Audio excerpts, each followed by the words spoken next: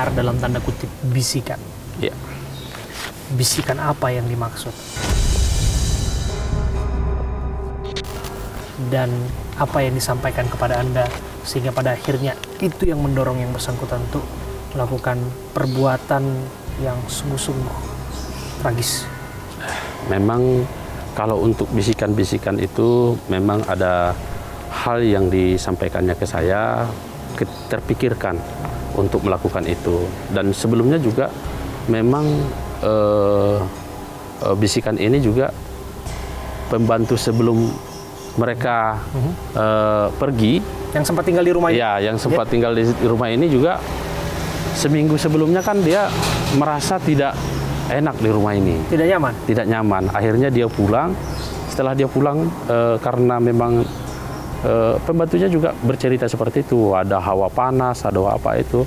Memang itu cerita dari mereka saja kan. Bukan. Apakah Anda ingin mengatakan bahwa asisten rumah tangga yang bekerja di sini, ia juga mendengarkan bisikan serupa?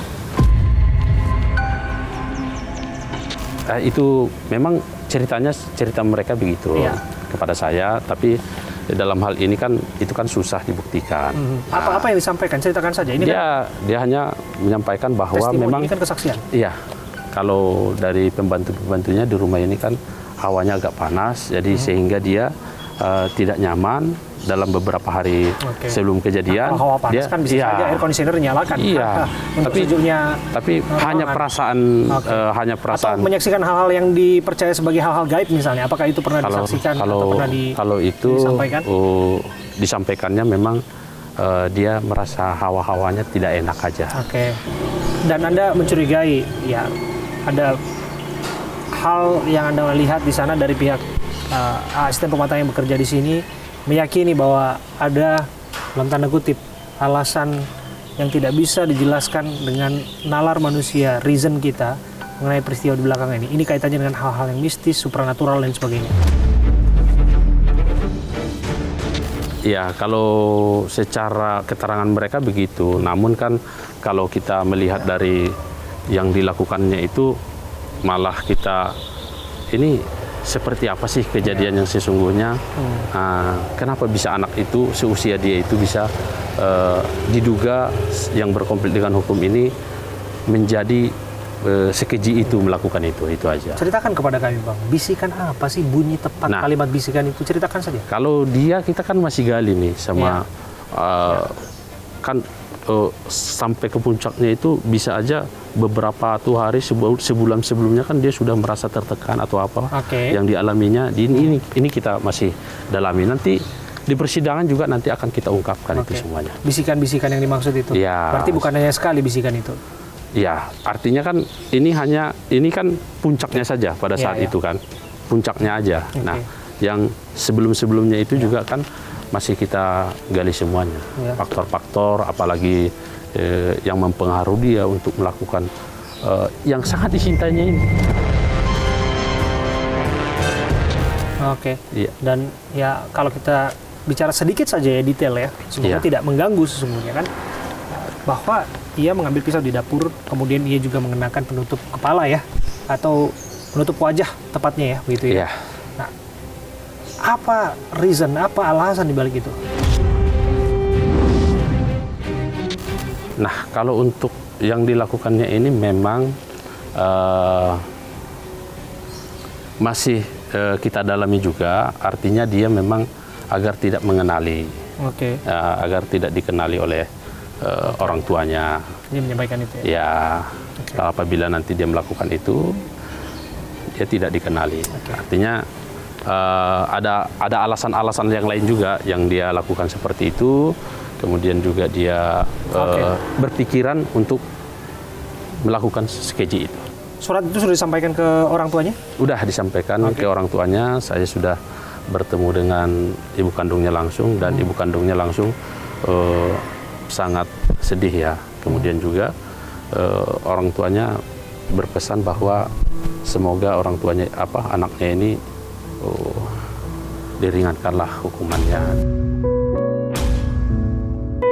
Dan dia menerima permintaan maaf dan anaknya, dan ia juga meminta maaf juga kepada si adik. Nah, Oke. dan dia juga mau menerimanya hidup berbarengan dengan dia lagi. Tunggu. Ya. Anda ingin mengatakan bahwa seorang ibu yang sudah Ya. mengalami hal traumatis Iya, di kediamannya ini, dia memaafkan perbuatan iya, anaknya dan kemudian dia mau merangkul kembali anak itu. iya.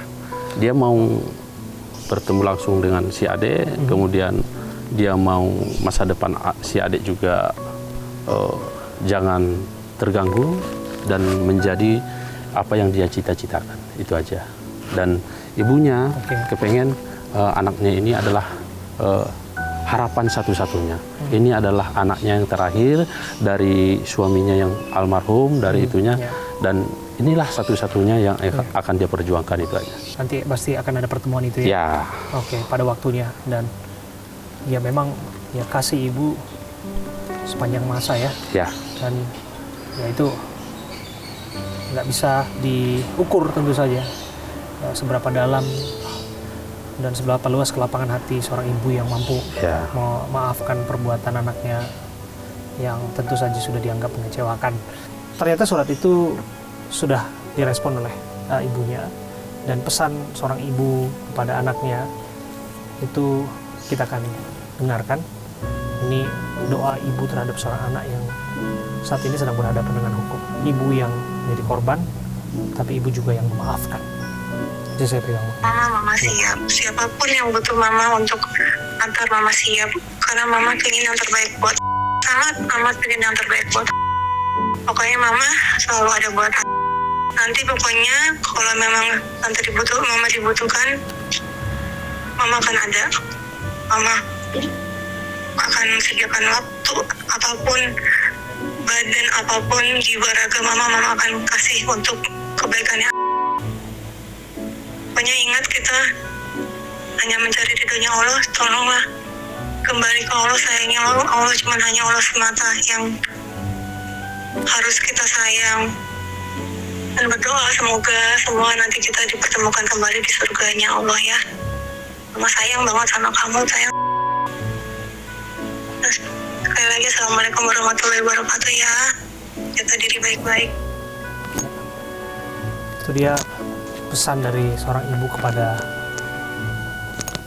anaknya yang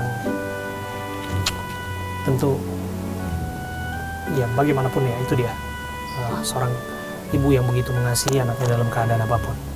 Ya kita berharap yang terbaik untuk menyelesaikan kasus ini.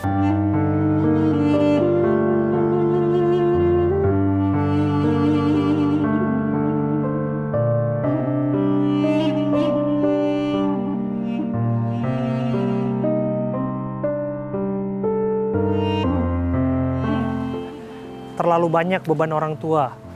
Biar saya ambil alih, biar papa mama masuk surga.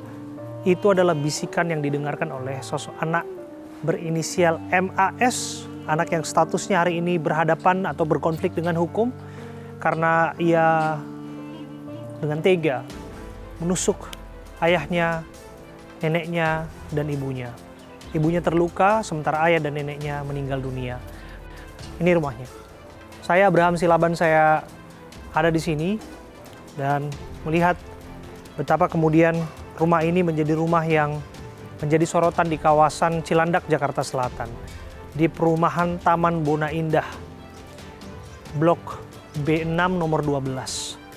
Pagar putih ini menjadi saksi di tanggal 30 November 2024, di mana Sabtu dini hari terjadi suatu hal yang tidak diduga-duga di rumah ini.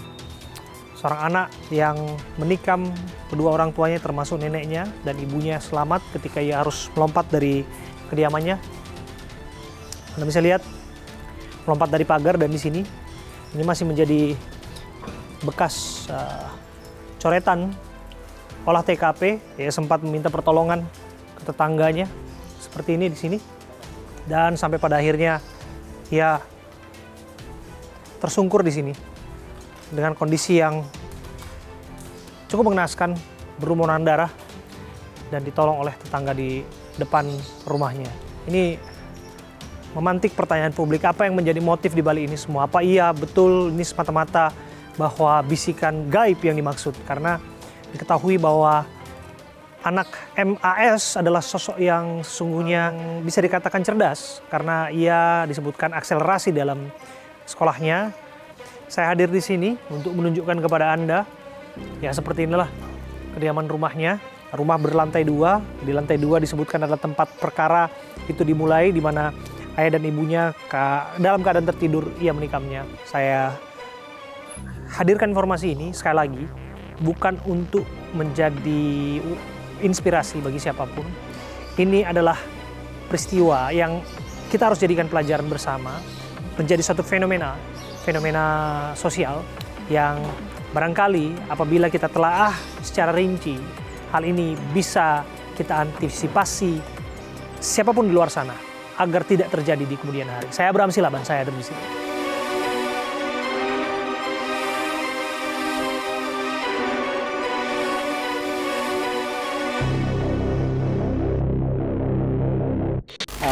Kayak sakit gitu dia. Oh, nggak jelas Kamu apa yang kenapa? Nggak jelas. Kamu mabok? Enggak, saya nggak mabok. Terus kamu ngapain nusuk orang tua nenek kamu? Kata dia, biar nggak susah, Pak.